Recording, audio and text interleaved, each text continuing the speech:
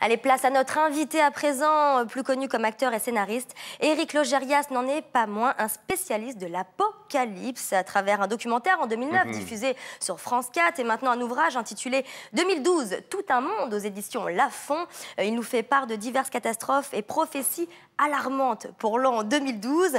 Alors autant vous prévenir, même lorsqu'on est sceptique, ce livre laisse comme un petit frisson lorsque l'on referme la dernière page. Merci beaucoup, Éric, d'être passé nous voir. Et oui, il fait peur, votre livre, mais ça, vous le dites aussi dedans, que l'homme aime avoir peur depuis la nuit des temps. Oui, oui, l'homme aime avoir peur. Et cette histoire de fin du monde, c'est aussi vieux que le monde, parce qu'il y a toujours un moment au milieu d'une civilisation, au milieu même d'une vie d'homme, où on se dit « Ah, mais si je savais le moment de la fin, qu'est-ce que je serais rassuré ?»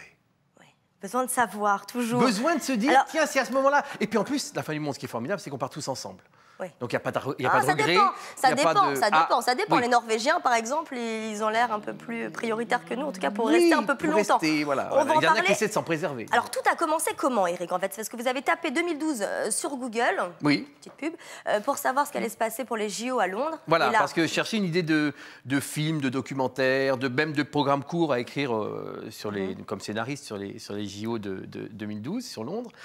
Et en fait, quand on tape 2012 sur un moteur de recherche, quel qu'il soit d'ailleurs, hein, les 5-10 premières pages, c'est 2012, fin du monde, 2012, fin du monde, 2012, l'apocalypse. C'est quand même bizarre, en 5 pages, 10 pages, et vous ne dites pas, on va finir par avoir Londres.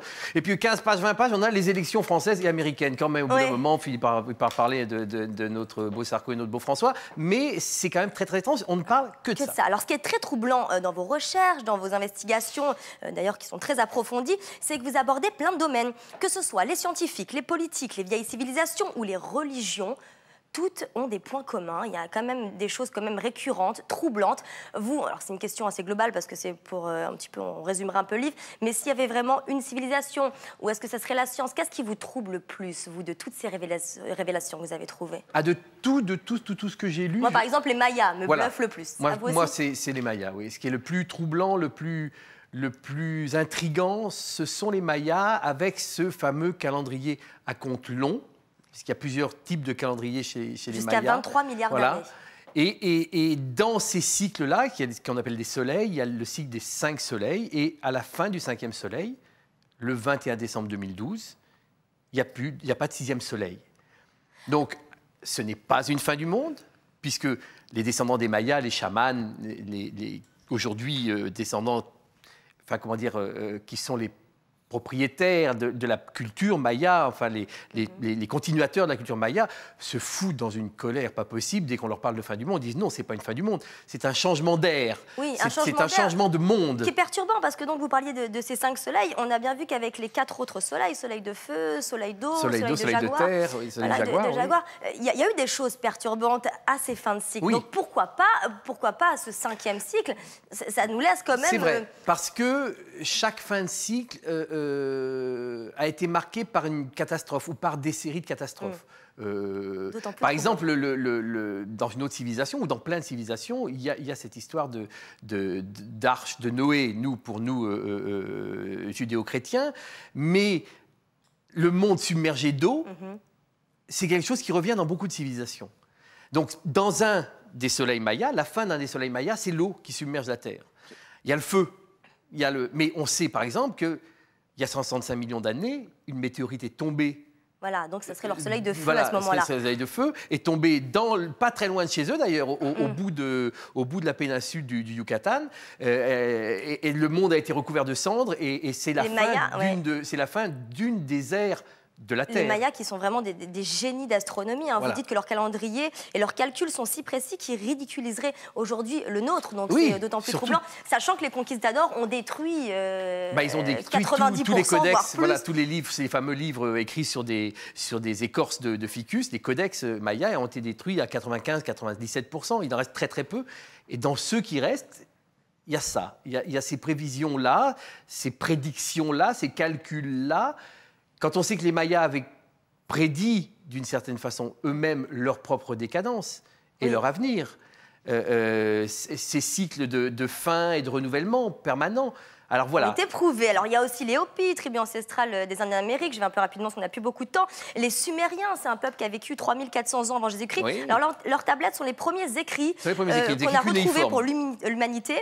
Et elles parlent entre autres d'une planète étrange qui s'appelle Nibiru. Et ça, Nibiru, même Jean-Pierre Petit, qui est astrophysicien, même des gens de la NASA, disent que cette planète, bah oui, elle pourrait exister, qu'on n'a pas une si grande connaissance de notre système solaire et que cette planète qui met 3600 ans, je crois, pour faire le tour, pour revenir. Cycle du système solaire. Et en 2012, elle aura fini son petit cycle vers chez nous. C'est ce qu'on craint. On n'en est pas sûr, puisqu'elle a un cycle. On pense qu'elle a un cycle de 3600 ans, mais à 50, 20, 10 années près, à l'échelle de l'univers, c'est rien. Pour nous, ça veut dire beaucoup, comme le chanteur qui chantait debout, vous savez. Mais pour nous, ça veut dire beaucoup. Mais alors on se dit, est-ce que cette planète va repasser en 2012 ? En tout cas, il y a, qu'on l'appelle Nibiru, qu'on l'appelle planète X, qu'on l'appelle la Grande Roue. Enfin, il y a des dizaines de noms pour cette planète mystérieuse. Il n'y a pas que les Sumériens, il y a les scientifiques. Il n'y a pas que les Sumériens, voilà, des scientifiques en parlent. Il y a aux confins de notre univers, de notre système solaire, des endroits inconnus. Et dans ces endroits inconnus, il y aurait la présence d'une planète, ce qu'on appelle une exoplanète, puisqu'on la remarque non pas par sa présence même, mais par ce qu'elle crée autour de perturbations magnétiques. Il y aurait cette planète immense dont on se dit qu'elle va peut-être repasser en 2012. Elle passera peut-être en 2017 ou 2029, mais pourquoi pas en 2012, puisque ça semble correspondre à quelques années près à son cycle de 3600 ans. Alors, autre chose, j'aimerais bien aborder, c'est le Skype Code. C'est un programme informatique assez complexe qui étudie la Torah, le Talmud, l'Ancien Testament, c'est ça. Ah oui. Et là aussi, on a quand même des révélations assez troublantes. Oui, alors là c'est un sujet très périlleux, le Skype Code. Donc oui, mais au-delà du Skype Code, il y a aussi des religieux qui étudient la Torah toute leur vie, rabbins qui font ça. Oui. On retrouve aussi des choses... Mais alors, le Code de la Bible, il semblerait qu'on puisse trouver d'abord des scientifiques, des rabbins, des religieux et scientifiques ont trouvé, c'est le départ de toute l'histoire, dans la Bible, les noms de certains prophètes, de façon aléatoire, comme ça. Et puis, un homme s'est emparé de cette histoire, qui lui a dit, mais on peut aller plus loin, on peut trouver des prédictions dans la Bible. Qu'est-ce qu'il y a eu comme prédiction ? Là, les rabbins ont dit non, on s'arrête. On ne va pas. Eliaou, par exemple, a dit non, on s'arrête. On ne va pas jusque-là avec vous. On peut rien prédire. La Bible n'est pas un instrument de prédiction. La Torah n'est pas un instrument de prédiction. Mais cet homme-là, lui, dit moi, j'ai découvert l'assassinat de Kennedy, l'assassinat de Martin Luther King. Il a découvert... Rabin aussi, la mort de Rabin. La mort de Rabin. Il a même prévenu Rabin, un an avant, dit-il, de cet assassinat. Et parmi ses prédictions, ses prévisions, il a vu fin du monde en 2012 encore. Décembre 2012. Allez, c'est déjà la fin de cette émission.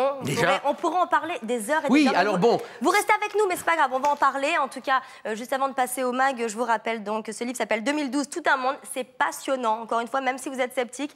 C'est vraiment un plaisir de lire et vous apprenez plein de choses. Mais c'est un livre de sceptique. Oui, il y a un livre de sceptique. Voilà, de sceptique. Et aussi, il y a plein de petites références. On se fait peur, on s'amuse, on apprend des choses. Voilà, on apprend des choses, ça pourra combler en tout cas on pourra dire plein de choses intéressantes lors de nos déjeuners. Merci beaucoup. Ne bougez pas, on continue dans quelques instants à suivre la météo et donc Paris c'est fou, le MAG, toujours en compagnie d'Éric Logérias. À tout de suite.